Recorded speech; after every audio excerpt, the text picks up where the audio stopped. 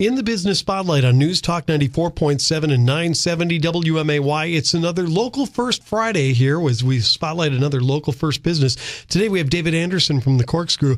David, welcome. First of all, tell us all about the Corkscrew. All about the Corkscrew. Well, we're obviously, as the name kind of implies, we're predominantly a wine store, but we also have gourmet cheeses from around the world, gourmet foods, some spirits and beer as well. Friday nights, we have a feature we call Wine by the Glass. It's pretty much every Friday where people can come in, buy a glass of wine for $5 or buy a bottle and sit down and share it with friends. We have Saturday tastings. We have wine dinners, which match the food and wine, and it usually has some sort of theme involved with that. We also have in-store seminars. We're unique in that we have an on-premise license in the city of Springfield, so that's how you can come in and just have a glass of wine or buy a bottle and open it there and share it. We also, for the first time this last fall, organized a trip to Italy that focused on wine and food, and next year we're planning on going to Spain. Wow, very cool. You got to love that.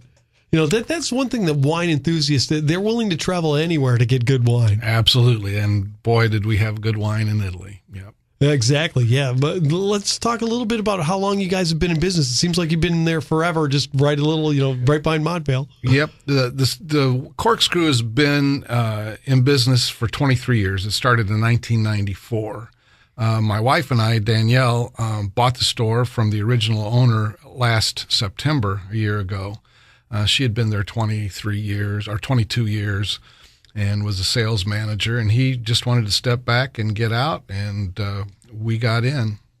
So yeah, even though this has been a brand that's been around for a while, you guys are just getting your first year in it. We've just finished our first year, and it's been a very successful year. We've got great customers that have been very loyal to us. Yeah, that's terrific. How has the business climate changed in that time? You know, basically, is it still pretty much the same type of people, or do we see more people more mainstream into wine? You're seeing a lot more people coming in and getting into the wine than in 1994 when he first started the store. People are becoming more and more knowledgeable. There's so much more with the internet and ability to research different wines, and people come in with specific questions, and we're hopefully able to answer most of those.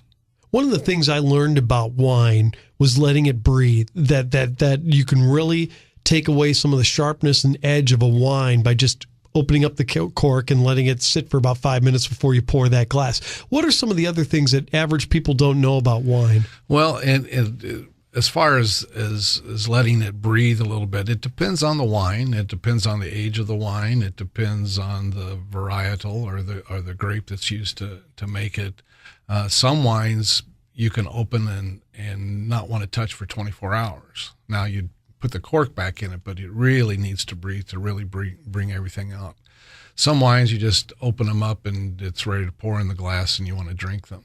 Some older wines, if you let them breathe too much, they really will lose a lot of the fruit and a lot of the flavor of the wine. So you have to. It just depends on the wine. Yeah. Why is that? Is that just because of the age of it and it just breaks down? Just the age of it. I mean, and some of those are some of your older wines, older vintages. We have that question all the time when they buy the wine, let's say on a Friday night.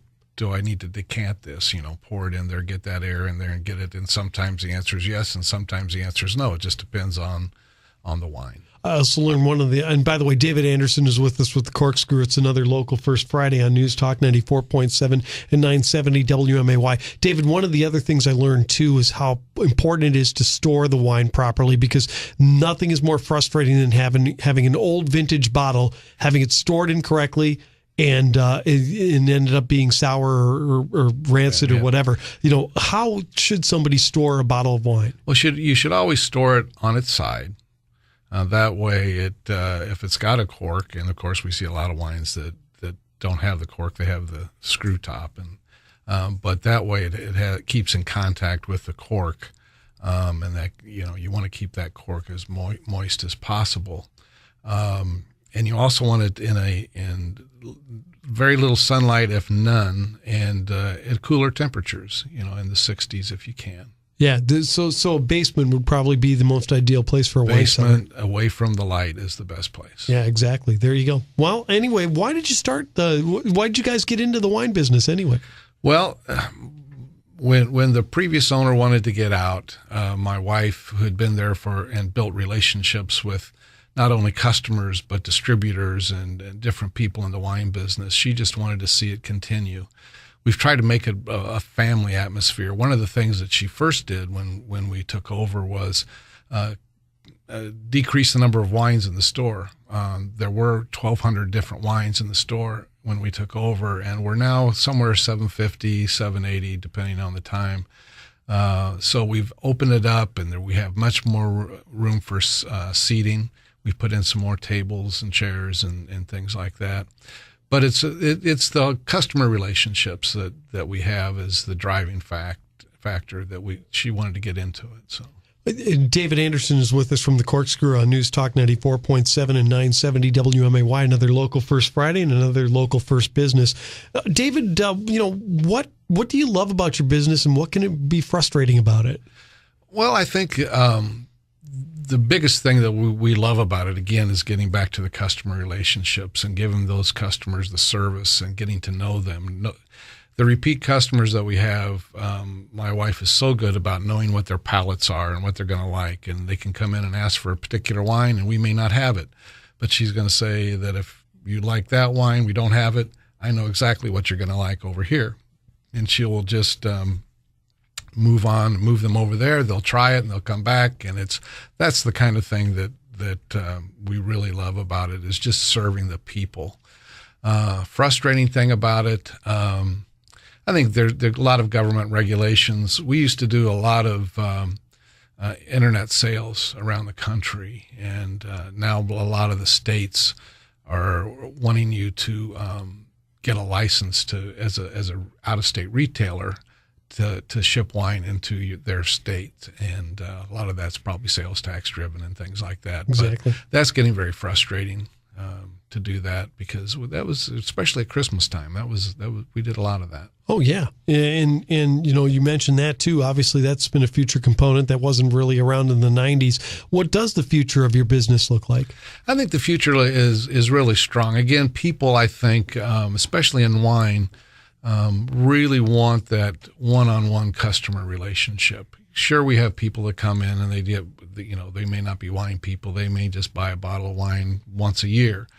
But I think it's strong in being local, being small, that we can really help people. And I think that's why we're really excited about what the future is. David, why is it important to join a group like Local First? Well, I had a conversation with somebody the other day in the store that he was talking to some other businessmen, and they were talking about buying something online, something like an air filter. And he goes, "Why are you doing that? Why don't you go to a local business? Don't you know that those people that own that business are the ones that buy your product?" And so it's important, I think, as local people to support local businesses. It's kind of a circle of life, if you will, that if you buy from me and I buy from you, and we're in the community, things are staying in the community, and we're supporting the community, and that's what's important about a Local First. David Anderson is with us from the Corkscrew on News Talk 94.7 and 970 WMAY. David, go ahead, give us a plug, tell us about the hours and some of the other things at the Corkscrew. The hours, we are open Monday through Thursday, 10 o'clock to 7 o'clock, Fridays from 10 to 8, Saturdays 10 to 7, and Sundays 12 to 5. Then that'll expand a little bit as we get closer to the holidays. So what else about the Corkscrew? We're open for people to come in, call us and reserve spaces to have a networking situation. If you're an insurance person or finance person, or we have a bank coming in tonight that is sponsoring and bringing people in. So we do things like that. We do jewelry parties, believe it or not, where they come in 2 or 3 times a week, actually. And so we do things like that. And again, our wine dinners are to die for, really. Oh, yeah. For the cost, you taste a lot of wine and you get a great pairing. In fact, the previous the original owner, Dr. Jeff Bland, one of the deals we cut with him is that he's still in charge of the wine dinners because he's very, very good at it. He'll work with the chef of whatever restaurant we will go to, and they work on the pairing of the wine and the food, and they're just phenomenal. Yeah, it's amazing. And can people still buy wine on the internet if they live in Illinois? Yes, they can, and we do sell quite a bit in Illinois from people, they cannot buy from outside retailers in the state of Illinois, at least legally, unless that outside retailer has a license in the state of Illinois. But we sell a lot of wine. People get on our website and look at our inventory, and they'll order wine, and we'll ship it out. Terrific. Well, David, listen, thank you so much for being with us today, and good luck with the Corkscrew. Thank you, Chris. Coming up next on News Talk 94.7 and 970 WMAY, Mike Winmacher has a look at the sports.